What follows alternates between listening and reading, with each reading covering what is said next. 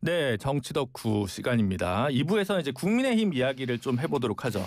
어쨌든 민주당이 뭐 이제 조금 더 아는 정선될 수 있겠지만 사법개혁, 법원개혁 관련해서도 또 강경 드라이브를 걸 것 같은데 여기서 국민의힘은 이제 강력하게 반발하고 있습니다. 근데 계속 문제되는 게 의석수의 현저한 차이가 있으니까 반박할 혹은 반발할 어떤 수는 무엇이냐 관련해서 이제 지도부가 굉장히 고민이 많을 것 같아요. 정치 덕후라면 이럴 때 어떻게 해야 된다.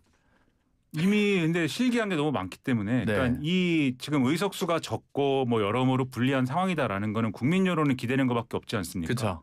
근데 국민 여론에 기댄다라는 거는 지금 상황에서 국민의힘이 뭔가 달라졌다. 뭔가 다르다. 지금 거듭났다.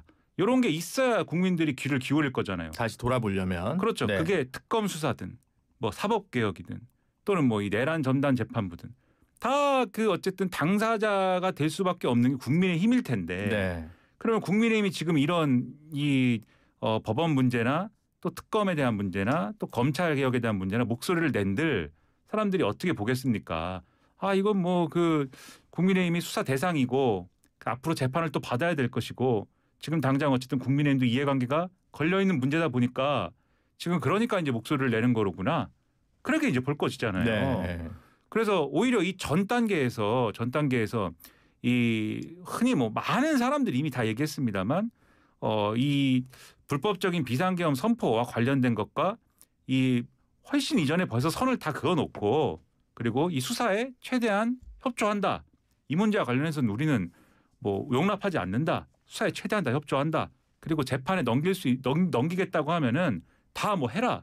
이미 이런 걸 다 해놓은 상태여야 지금 이제 할 수 있는 공간이 열리는 건데 그런 걸 하나도 안 했기 때문에 그리고 오히려 지금 이제 장동혁 대표, 장동혁 지도부도 소위 말하는 윤 어게인이라는 구호 속에서 탄생한 그런 지도부 아닙니까? 그런 맥락이 있기 때문에 국민 여론의 호응이라는 거는 지금 가능하지가 않은 거죠. 그래서 지금이 아니라 앞으로 상당 기간 사실상 수가 없는 상태로 국민의힘은 이제 갈 수밖에 없는 기간이 있을 것이다라고 생각을 합니다.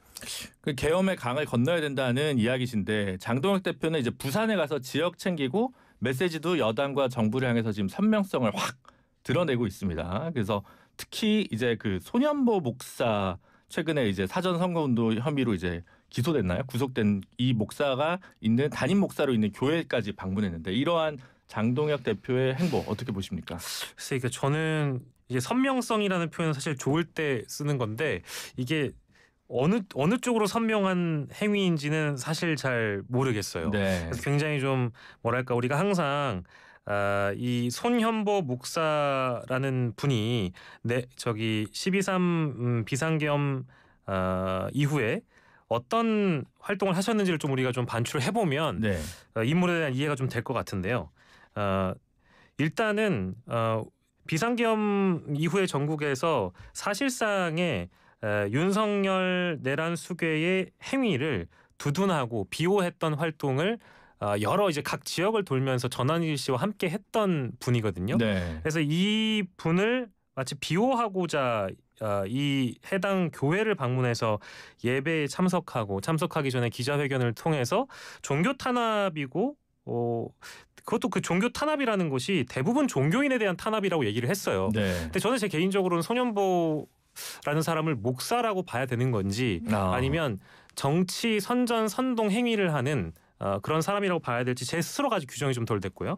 두 번째로는 지금 구속된 그 혐의가 선거법 위반이잖아요. 그쵸. 그리고 이거는 이때 있었던 경찰의 압수수색이라는 게 한덕수 권한대행 때 경찰이 진행을 한 거거든요. 이거는 지금 이재명 정부에서 이런 결정이 내려졌다고 해가지고 이재명 정권의 어떤 종교 탄압이라고 보기가 어렵다라는 얘기를 일단 좀 말씀을 드려야 되겠고, 그리고 이게 그 교육감 선거에서 자신의 유튜브에 교육감 후보를 또 출연시켰던 전력 때문에 이런 구속 조치를 당한 거 아니겠습니까? 네, 사전 선거운동. 그러면은 이거를 종교인이어서의 문제가 아니고 범죄 혐의가 있었고 실제 구속영장 실질 심사를 통해서 사법부의 결정이 내려진 거라면 그 뜻을 존중하는 것이 보수 정당의 원래 이제 기치대로 맞는 것인데, 지금 이제 여기 현장에 가가지고 이런 말씀들을 해버리시면 아까 이제 김민하 평론가께서 말씀 주신 대로 어떤 선을 긋는 것, 내란과의 선을 긋는 행위는 온데간데 없어지는 거거든요. 그럼 이제 어떻게 하겠다는 것인지 사실 잘 감이 안 잡힙니다. 그래서 네. 야당 대표로서 지금 하실 수 있는 어떤 선을 이미 넘어갔다. 헌법 테두리 안에 있는 사고와 가치관을 가지셨으면 좋겠다는 말씀 드리고 싶습니다. 그러니까 오히려 국민의힘은 지금 이 상당히 이제 취하지 말아야 될 행보로 가는 것 같아요. 네. 그러니까 일반적으로 모든 평론가들이 국민의힘은 어쨌든 뭐 아까 이제 선을 긋고 뭐 이 불법적 비상계엄 사태와 뭐 단절하고 이렇게 얘기했지만 계엄의 강을 건너야 된다라고 지금 김준우 변호사님이 이제 인용을 해주셨지만은 뭐 그렇게 표현할 수도 있겠는데 어쨌든 중도를 공략할 수 있는 그러한 몸을 만들어야 될 거 아닙니까? 네. 운동을 열심히 하든지, 예, 뭐 비유하자면 우리가 세 명 다 운동을 하는 몸은 아닌 것 같지만, 네, 뭐 그런 걸 해야 될 거 아닙니까? 네. 근데 그게 아니고 지금 뭐에 의존하느냐? 이상한 이제 쪽으로 의존을 하는 것 같아요. 글로벌 이 극우 이런 취지의 어떤 의존을 하는 거거든요. 그래서 이 소년보 목사가 있는 이 담임 목사를 맡았던 교회에 가서 내놓은 메시지를 잘 보면은 지금 말씀하신 대로 종교 탄압 이런 거지 않습니까? 근데 네. 그게 뭐랑 연결이 되느냐?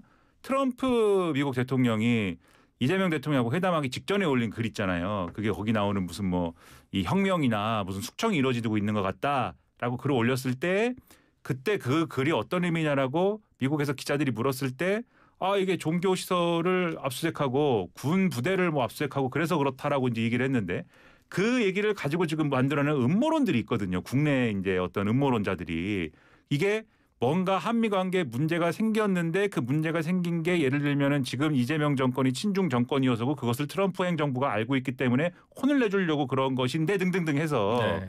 근데 거기에 지금 올라타는 형태로 지금 메시지를 내고 있는 거란 말입니다. 국민의힘이. 그래서 앞으로 보면은 이런 형태로 계속 갈 것 같아요. 극우적인 어떤 행보, 극우적인 메시지로 가는 방식을 택한 결과가 이 교회를 방문한 이 결과로 나타난 것 같아요. 그러면 앞서 말씀드린 중도를 공략하는 쪽으로 이번에 몸을 만들어 봐야겠다. 그게 아니죠. 더 열심히 뭔가 당장 기분이 좋아지는 콜라를 마시겠다. 예, 고기를 더 많이 먹고 뭐 이런 거지 않습니까? 끊기 힘든 거잖아요. 그렇죠. 네. 그래서 이게 앞으로도 그러면은 참 여기서 빠져나오기가 어려운 상황에서 국민의 신뢰를 회복하기가 더더욱 어려워진다. 네. 참고로 이제 손 목사는 지난 교육감 선거를 앞두고는 이제 그 정승윤 후보가 있었는데 보수 성향 교육감 후보였는데 이제 그 사무실에 가서 우파 후보를 찍어 정말 하나님 나라를 세워야 된다 이런 발언을 한 혐의랑 그 다음에 교회에서 김문수 후보를 당선시키고 이재명 후보를 낙선시켜야 된다 이런 얘기를 해서 이제 현재 그 구속된 상황입니다. 그러면 이제 중간으로 약간 예를 들면 고기와 콜라만 먹지 말고 야채도 먹는 이제 중도 균형 잡힌 식단을 운동을 해야 운동도 돼요. 하고 뭘 먹든지 간에 보수가 해야 김준우 된다는데 변호사님도 운동을 좀 해야 되지 않나. 그 와중에 그러면 이제 이 한동훈 대표 뭔가 이 균형 잡힌 식단을 위해 필요한 턱걸이를 30개인지 하신다는. 네 이분이 또 있는데 이제 라방을 요즘 좀 많이 하시고 하다가 우원식 의장이랑 좀 약간 설전 아닌 설전을 지금 나누게 됐습니다. 그래서 뭐 계엄 정보 알고 있었던 거 아니냐, 뭐 아니면 이재명 의원이 들어오기 전까지로 의결 정족수가 다 찼는데도 의결을 미룬 거 아니냐 이런 식의 얘기를 했다가 우원식 의장이 세게 반박을 했어요. 그죠? 근데 이게 그 우원식 의장께서 오죽하셨으면은 이제 본인 SNS에다가 이제 한동훈 전 대표한테 그러지 않았으면 좋겠다. 네. 법을 알고 있는 분이 이제 이런 얘기를 하셔야 되겠냐라고 이제 따끔한 일침을 놓으신 거 잘 봤습니다. 그게 사실은 이제 국회법에 맞는 것이고요. 실제 절차상도 우원식 의장의 말씀이 맞는데 그러면 이제 한동훈 전 대표께서는 이렇게 왜 이런 문제 제기를 하고 있느냐, 특히 이제 계엄에 대해서 일단 첫 번째는 저는 그냥 자기 존재감 발휘가 너무 필요한 시기인 것 같아요. 네. 그리고 두 번째로는 지금 현재 국민의힘, 그러니까 자당 내부에 있는 비판을 하게 되면 안 그래도 지금 국민의힘 당원들이 두터워져 있는 한동훈계에 대한 비호감. 특히 이제 장동혁 지도부를 뽑은 국민의힘 당원들 대다수가 사실상의 친한계에 대한 비호감이 너무 드높기 때문에 그것이 더 커지지 않게끔 하기 위해서 내부로는 총구를 못 돌리고 오히려 외부에 공동의 적을 만들어서 자신의 존재감을 드러내겠다. 이제 이런 전략인 것 같거든요. 그리고 이제 이 메시지조차도 사실은 계엄을 기존에 자신이 앞장서서 막았다라고 주장을 했던 분 아니겠습니까? 네. 근데 이제 와서는 민주당이 사전에 인지를 한 거 아니냐라는 문제 제기를 제 기억으로는 나경원 의원인가요? 동일하게 어쨌든 국민의힘 뭐 확실치 않습니다만은 국민의힘의 일부 의원들이 이런 문제 제기를 했어요. 네. 민주당이 사전에 계엄을 먼저 알았다. 우리보다 먼저 와 있었다. 맞아요. 이제 이런 주장과 사실 결이 같잖아요. 네. 그런 걸 보면 지금 현재 국민의힘에 남아있는 친한계 지지자들을 좀 뭉치는 메시지가 필요하기 때문에 공동의 적을 하나 설정해서 외부에 있는 사람을 계속 때리는 것이다 라고 볼 수밖에 없는 것 같고, 마지막으로는 저는 한동훈 전 대표께서 국민의힘 내부에서 정치를 또 오래 할 것이라면 선택을 좀 확실히 했으면 좋겠습니다. 아무리 과거에 자신의 어떤 친한계 멤버로 있었던 장동혁이라는 의원이 의원직 생활이 그리 길지 않은 분이 대표가 됐다고 해서 어떤 마음인지 모르겠습니다만 일단 자신이 싸우는 결기를 내부에서 보여줘야만 인정을 받을 수 있는 것이지 그저 외부로 총구를 돌려서 이런 전략으로 어떤 흐트러진 자신의 지지층을 모아보겠다라는 그 어떤 전략이라는 게 그리 잘 들어맞을 것 같지는 않다는 생각이 좀 들었습니다. 이 보완하자면은 지금 말씀이 이제 정확한 말씀이고, 근데 이런 맥락이 같이 있어요. 이 특검이 한동훈 전 대표에 대해서 와서 좀 증언을 해라, 네. 조사를 받아라 이랬더니 나는 그동안 그 책에도 다 쓰고 그 비상계엄 선포된 날 뭐 했는지 뭐 다큐멘터리에서도 얘기를 하고 다 했기 때문에 조사를 받을 필요가 없다, 안 가겠다 이렇게 주장하지 않았습니까? 그래서 특검이 법원에다가 이 뭡니까 그 재판 전에 증인 신문할 수 있는 이러한 걸 허가해달라고 신청을 해서 네. 이게 나왔잖아요, 그렇죠? 네. 그러면 이제 이게 나왔으니까는 와야 되는 상황이 된 겁니다. 한동훈 전 대표가 네. 강제 구인을 할 수 있다. 아. 이게 특검의 이제 입장이잖아요. 네. 이렇게 되니까 한동훈 전 대표가 그게 싫다는 취지잖아요. 네. 그러면서 이 얘기를 정치적 공세로 전환한 게 지금 말씀하신 대로 이러저러한 이제 얘기를 하는 거거든요. 정치적 공세로 전환을 하면서 특검은 민주당과 한 편이 아니냐. 제가 이제 이걸 해석을 하면, 그리고 민주당은 처음부터 계엄에 대해서 정치적으로 접근했던 거 아니냐. 그래서 내가 이미 다 계엄을 막고 했는데 나에 대해서 뒤집어 씌우는 거 아니냐. 이렇게 하는 건데, 이게 결과적으로는 지금 말씀하신 대로 특검 조사에 응하게 되면 그럼 지금 국민의힘 내에서는 특검 조사에 응한다는 거는 곧 배신자 되는 거 아닙니까? 그렇겠죠. 유승민 전 의원처럼 계속 배신자라는 꼬리표 달게 되니까 그런 거 안 하고 라이브 방송, 뭐 SNS 이런 걸로 좀 당분간은 즐겁게 지내는 가려고 했는데 하여튼 특검 때문에 그러지 못하게 되는 거에 대한 대응을 하는 거거든요. 근데 오늘 동아일보라는 신문이 아주 뼈를 때렸습니다. 한동훈 전 대표에 대해서. 네. 사설을 통해서 다른 사람도 아니고 한동훈 전 대표 그러면 되느냐. 왕년에 검사하고 뭐 특검하고 그럴 때 누구보다도 많은 사람들을 조사를 하고 누구보다도 많은 압수수색을 하고 누구보다도 많은 걸 했는데 그 뭐 책에다 쓰고 다큐멘터리에 나와서 얘기하고 이런 걸 많이 한들 나와서 조사를 통해서 조서에 쓰지 않으면 증거가 안 되는 걸 잘 아는 사람 아니냐.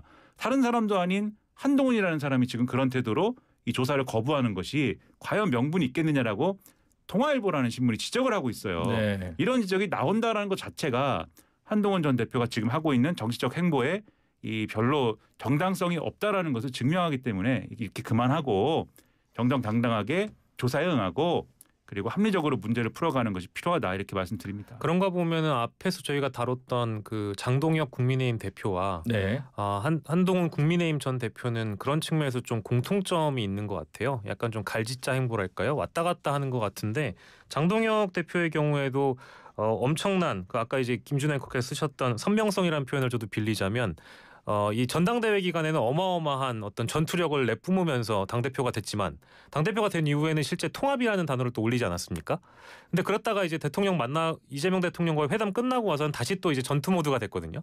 이런 거 보면 사실 좀 오락가락한다라는 이미지가 있는 거고 한동훈 전 대표의 경우에도 계엄을 자신이 막았다고 하고 민주당과 함께 뭔가 정의롭게 계엄을 막았다라고 자신의 이미지를 메이킹했으나 이제 뭔가 장동혁의 시대가 도래한 이후에는 자신의 어떤 선택을 그 과거처럼 하지는 못하겠고 지금 이제 정치적으로 자기가 어떤 선택지를 골라야 될지 너무 좀 난망한 상황에서 이러지도 못하고 저러지도 못하는 이런 좀 흔들림이 있는 거 아닐까 싶어가지고 둘 사이에 공통점이 있어 보이는 것 같아요. 네, 이 방송을 들으시는 분들께서 오해 없으시라고 이제 말씀을 좀 드리면 우원식 의장이 얘기한 것은 그날 그 계엄 해제 표결 당시에 새벽 1시에 표결을 하도록 기다린 것은 추경호 국민의힘 원내대표와 협의 사항이었기 때문이다라고 이제 얘기를 한 겁니다. 교섭단체 대표들하고 의사 일정을 협의를 해야 되기 때문에 네. 그 협의 과정을 거치는 과정에서 이게 늦어진 것이지. 네, 그 시간을 정한 것이다. 그렇죠. 네. 한동훈 전 대표가 주장하는 대로 이재명 대표가 이제 본회의에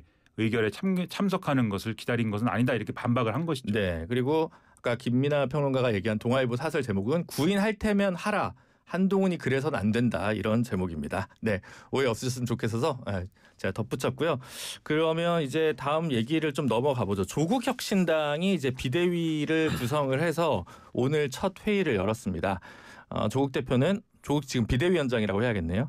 통렬하게 반성한다. 가해자 처벌만으로 끝나서는 안 된다. 이렇게 이제 일성을 밝혔는데 이제 이 앞으로 조국 비대위 어떤 과제가 놓여 있을까요? 지금 일단 첫 수 자체가 이제 여러모로 좀 이 그동안의 이 성비 문제와 관련해서 네. 이 피해를 본 피해자인 분들 입장에서 보면 납득이 되지 않는 조치일 거예요. 그 첫 수라는 것은 조국 전 대표가 이제 비대위원장이 된 이 상황이죠. 네. 이분들의 경우에는 조국 비대위원장이 어쨌든 이전에 좀 이 정치 활동을 못 하고 있는 상황에서 정치 활동에 재개를 하면 이 문제를 해결할 수 있으리라 기대를 하면서 당내 2차 가해나 이런 것들을 견디고 버티고 있었던 거 아니겠습니까? 근데 조국 전 대표가 정치 활동을 재개했음에도 이 문제를 해결하지 않으니까 그러니까 사실 상황이 여기에 이르게 된 것이거든요. 네. 그 전에 당의 대응은 이미 잘못된 상황이었던 것이고.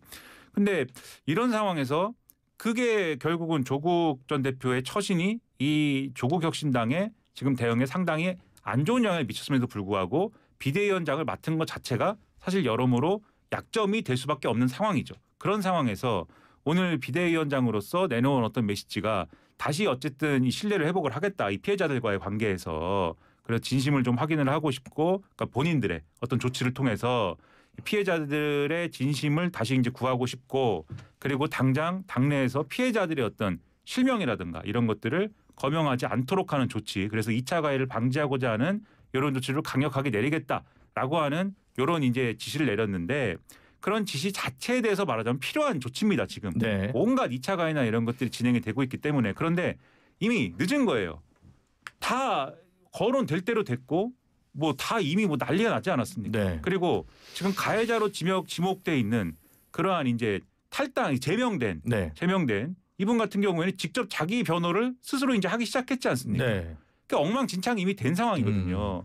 그래서 좀 더 단호한 어떤 조치들이 필요하다. 2차 가해와 관련돼서는 이전에 2차 가해를 했던 인사들에 대해서도 이 상당히 강한 조치를 한다라는 것을 이거는 상수로 두고 지금까지 하는 완전히 다른 조치들을 해 나가면서 신뢰를 회복하면서 피해자들의 어떤 공감을 같이 이끌어내지 않는 이상 이 상황은 조국 비대위 요 형태로는 아마 돌파하기가 어려울 수 있다. 그래서 아주 그 사람들이 기대하는 것 이상의 강력한 조치를 통해서 이 신뢰를 회복을 해야 된다라고 말씀드리겠습니다. 박영식 평론가님 어떻게 보십니까? 이게 저희 시간이 괜찮나요? 네. 네.